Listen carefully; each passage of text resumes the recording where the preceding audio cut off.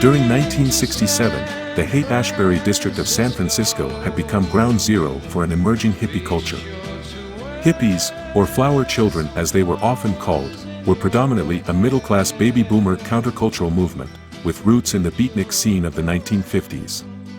They advocated a lifestyle of nonviolence, free love and the discovery of one's inner self.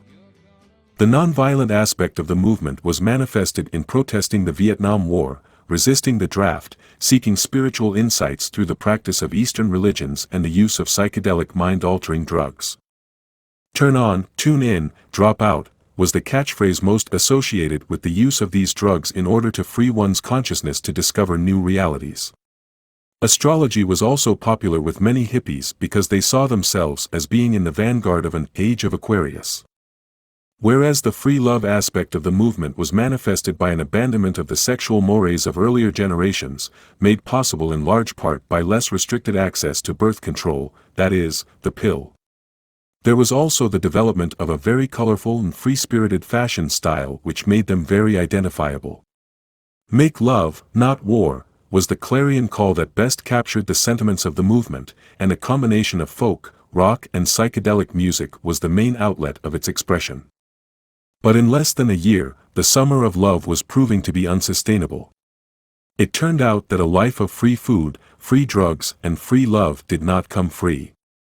And while elsewhere, other groups were forming communities and experimenting with various types of communal lifestyles, they soon came to realize that when only 20% of the people were doing 80% of the work, that too was not sustainable. At the other end of the spiritual spectrum, there was a concurrent revival occurring among many of this generation in a type of evangelical Christianity. It became known as the Jesus Movement, and it also seems to have budded in the Haight-Ashbury district. The movement really blossomed though in the southern part of California before spreading to other parts of the country. Its adherents shared many characteristics with the hippies in regard to their appearance, their lifestyle and their folk rock brand of Christian music. They were often referred to as Jesus freaks and initially rebuffed by the mainstream Christian communities. But after seeing the movement's impact on the youth, including many of the sons and daughters of the skeptics, the Jesus movement was eventually embraced, albeit reluctantly. As a cultural phenomenon, both a spirit of optimism and pessimism during this period can best be characterized by two events that occurred towards its end. Probably the most endearing one took place on a dairy farm in Bethel, New York. It was the brainchild of four 20-something entrepreneurs looking for an investment opportunity and decided to put together a rock concert. They named it the Woodstock Music and Arts Festival and billed it as an Aquarian experience. It began on August 15, 1969, ran almost non-stop over 3 days, and had a mix of little-known and world-famous performers. By the end, an estimated 500,000 people had made their way to the farm. How that many people even became aware of the event is itself a mystery. There was no internet, no social media and only 3 major news networks, none of which mentioned the event until after they became aware of how big it was becoming. This epic event would later become known simply as Woodstock and became synonymous with the counterculture movement of the 1960s. The massive concert didn't come off without some setbacks. A last-minute change of venue, a torrential rainstorm and hordes of attendees caused major logistical headaches. On the third day of the festival, Max Yasgur, the owner of the farm on which it was being held, was asked to address the audience. What he said to this huge gathering of young people was another one of those defining Woodstock moments. This is the largest group of people ever assembled in one place. But above that, the important thing that you're proving to the world is that 500,000 kids, and I call you kids because I have children older than you are, 500,000 young people can get together and have 3 days of fun and music, and have nothing but fun and music, and I God bless you for it. And there began the idea of a Woodstock Nation. An idea that embodied not only the spirit of Woodstock itself but the totality of what that generation had espoused. But just 4 months later, on December 6th, at the Altamont Speedway in Tracy, California, at another rock concert, the era of the hippie culture came to an inglorious end. Altamont was just a single-day free concert, with the top-billed band being the Rolling Stones. Like Woodstock, the organizers had their own set of logistical and scheduling problems, including a last-minute change of venue. But unlike Woodstock, the response by the attendees to this concert turned out to be the total opposite. It's hard to know exactly why Altamont went so wrong, but most observers seem to point to the decision to hire a local chapter of the Hells Angels to provide security for the stage area and equipment, and who were paid with $500 worth of beer. As the concert progressed, the audience and the Angels became more antagonistic towards each other, causing the event to deteriorate into chaos and violence. By the time the Rolling Stones took to the stage, the situation had gotten really ugly. They had to stop playing several times and plead with the crowd to calm down.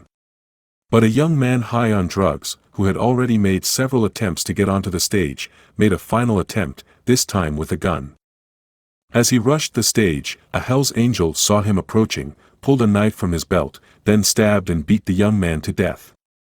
Several writers of the event later summarized it as, Altamont had become a symbol for the death of Woodstock Nation.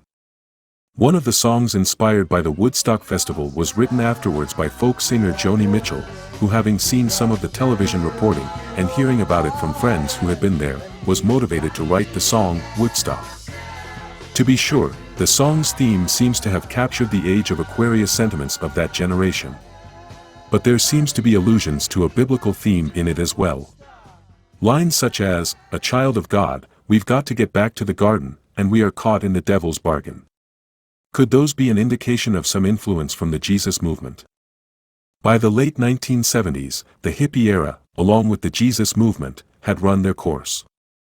The baby boomer generation became adults, and most settled down, got jobs, married and raised families, and in many respects got absorbed into the very establishment they had tried to escape. Nonetheless, they did bring some changes with them that were enduring. For example, one consequence spawned by the sexual revolution occurred in late June of 1969, in the Greenwich Village neighborhood of New York City.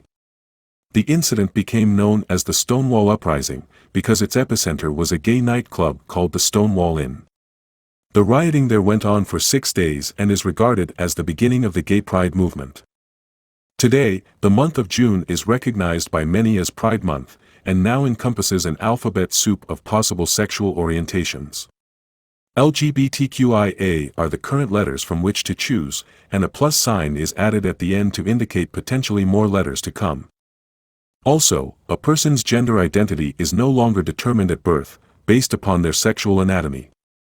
Instead, it must await several more years to either be affirmed or denied, by that person indicating their gender preference. So be sure to treat your child to the next drag queen reading hour, courtesy of your local public library. And finally, having unfettered access to abortion at any time during pregnancy is regarded by many to be an inalienable right, enshrined in the United States Constitution. The Jesus movement also had its own lasting legacy in that many churches adopted a much more contemporary worship environment.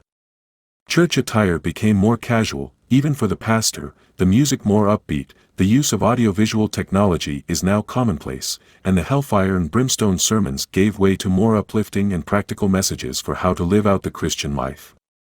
But in order to appear to be culturally relevant, many mainline denominations abandoned their historic biblical teachings on marriage and sexuality, thereby creating divisions within many congregations, causing them to split.